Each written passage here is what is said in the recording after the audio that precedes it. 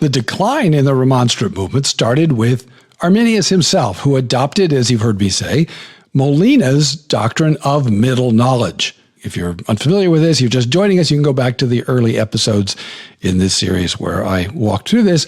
And the upshot is that Molinism, or middle knowledge, makes God dependent on human free choice.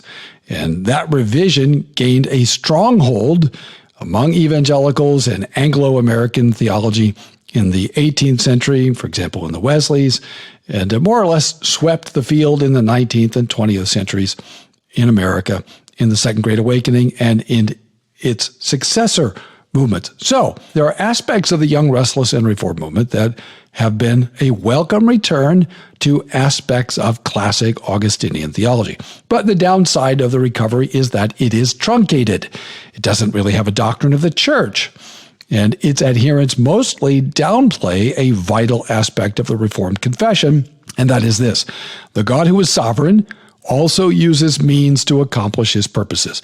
And many of those who adhere to the Young, Restless, and Reformed theology and piety, that is the new Calvinism, they reject the Reformed doctrine of church and sacraments.